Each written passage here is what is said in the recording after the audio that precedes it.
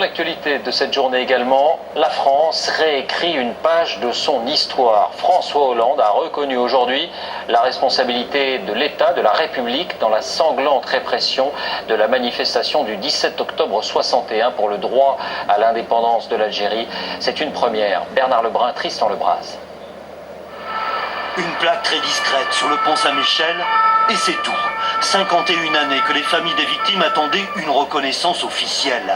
Les descendants de ces hommes, ceux que la police appelait alors les Français musulmans d'Algérie qui ce jour-là bravaient le couvre-feu pour manifester pour l'indépendance de l'Algérie à Paris. Un seul bilan officiel datant de 2002 existe sur cette sanglante répression policière, 7 morts et 136 blessés. Jamais l'État ne s'était alors exprimé.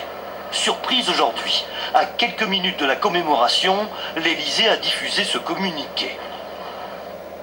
La République reconnaît avec lucidité ces faits. 51 ans après cette tragédie, je rends hommage à la mémoire des victimes. Première réaction ce soir, lors de la cérémonie, sur le pont Saint-Michel. C'est un début. Maintenant, on attend beaucoup de sa part, qui s'ouvre des archives d'abord. Les voici, les archives secrètes de la préfecture de police.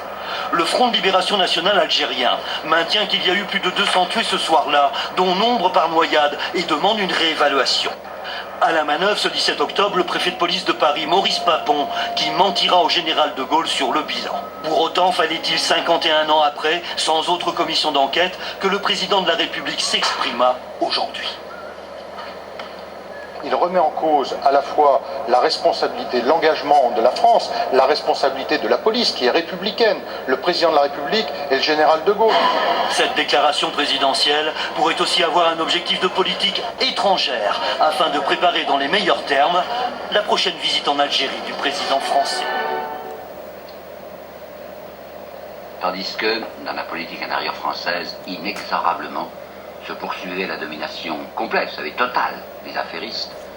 Ces mêmes puissances d'argent avaient fini par découvrir l'intérêt de ce que leur avait proposé Jules Ferry, c'est-à-dire la ruée française et mondiale, la ruée occidentale, sur les peuples sans défense afin de confisquer leurs biens.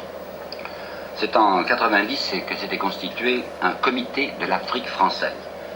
Et il faut que je vous dise, le texte même de leur rédaction, ils avaient dit, il va sans dire que le but du comité constitué est constitué dans une pensée purement patriotique. Un but absolument désintéressé, étranger à toute préoccupation d'affaires et n'ayant d'autre souci que de servir la cause de l'influence française. Alors c'est très intéressant de voir quels étaient les membres de ce comité de l'Afrique française qui n'avaient aucune préoccupation d'affaires. C'était M. Jules Siegfried, l'industriel, le négociant du Havre. C'était M. Hénard, qui était banquier à Lyon. C'était M. Louan, qui était manufacturier à Gien. C'était messieurs, comment ils s'appellent, Crouan et Permézel, respectivement président de la Chambre de commerce de Nantes et de Lyon. Et c'était M. Charles Roux, député centre-gauche naturellement, futur président de la transatlantique. Ça, en 90.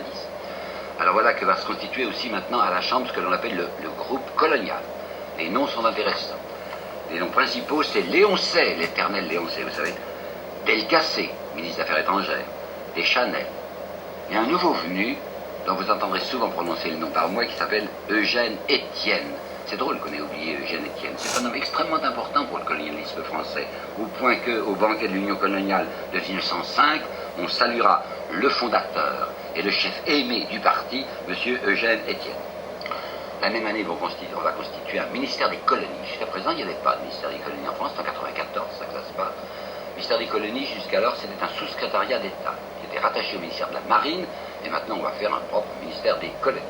Cependant, le ministère des colonies ne régnera que sur les colonies proprement dit, et les autres colonies qui s'appellent protectorats, vous savez, le protectorat jusqu'alors de Madagascar et le protectorat de la Tunisie sera rattaché aux affaires étrangères. À cause d'hypocrisie, ce sont des nations étrangères. Droit des peuples à disposer d'eux-mêmes, alors simplement ce sont des nations protégées. Mais il est bien intéressant de voir les termes du rapport de fondation de ce ministère des colonies. Il faut assurer à la France la compensation des sacrifices qu'elle a consentis pour la conquête de son empire. Jules Guesde, dès 1885, avait dit, voyons, qu'est-ce que c'est que le colonialisme?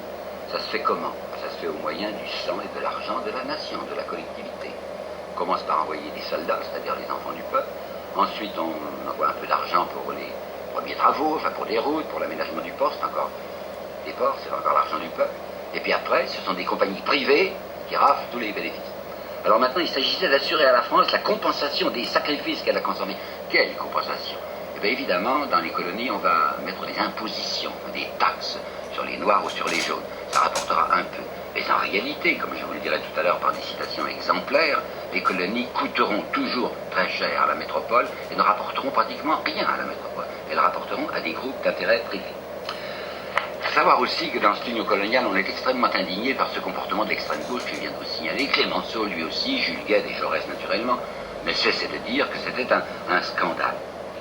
Alors, au banquet de 94, le président, qui s'appelait Mercey, je crois, va dire on nous appelle des mercantis. Quelques mercantis, aurait dit M. Clémenceau. M. Clémenceau, or, il ne s'agit pas de mercantis.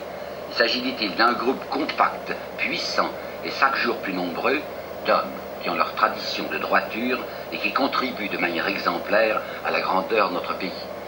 L'année suivante, il y a toujours le Mercey qui s'indigne. On croirait, à entendre certains, que dans ce pays, il n'y a d'honnêtes gens que les calomniateurs à gages, et de purs que les représentants d'un parti dont le seul orgueil est d'éveiller la haine, de susciter l'envie et d'offrir bénévolement aux soi-disant travailleurs, d'offrir bénévolement aux soi-disant travailleurs les richesses qu'ont acquises avec peine ceux qui, eux, ont effectivement travaillé.